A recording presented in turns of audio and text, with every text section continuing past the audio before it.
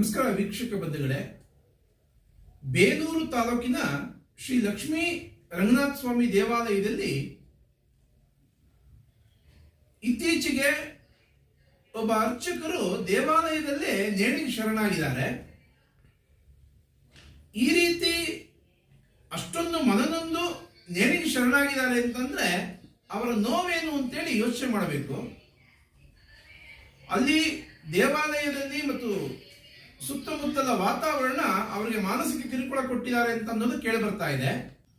ಈ ಮಾನಸಿಕ ಕಿರುಕುಳಕ್ಕೆ ವೈಯಕ್ತಿಕ ದ್ವೇಷನ ಅಥವಾ ದೇವಾಲಯದಲ್ಲಿ ಅವರಿಗೆ ಪೂಜೆ ಮಾಡೋದಕ್ಕೆ ಬರೋದಿಲ್ಲ ಅಂತ ಅನ್ನೋ ದೃಷ್ಟಿಯಿಂದ ಇವರು ಈ ರೀತಿ ತೊಂದರೆ ಕೊಟ್ರ ಯೋಚನೆ ಮಾಡಬೇಕು.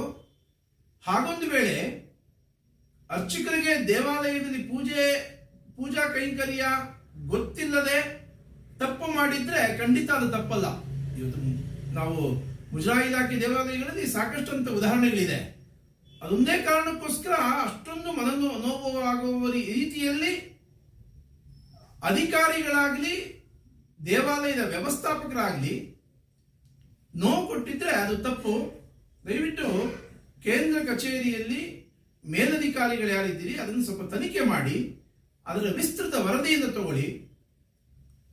ಯಾವ ಅರ್ಚಕರಿಗೆ ಅನ್ಯಾಯ ಆಗಿದೆ ಅವರಿಗೆ ನ್ಯಾಯ ಒದಗಿಸುವಂತ ಕೆಲಸ ಮಾಡಬೇಕು.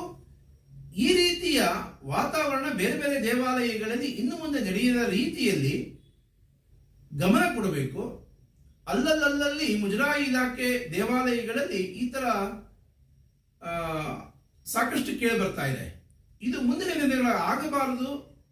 ಅದರ ಬಗ್ಗೆ ಯೋಚನೆ ಮಾಡಬೇಕು ಅಂತ ಅಧಿಕಾರಿಗಳಿಗೆ ಆಗ್ರಹ ಮಾಡ್ತಾ ಇದ್ದೀನಿ.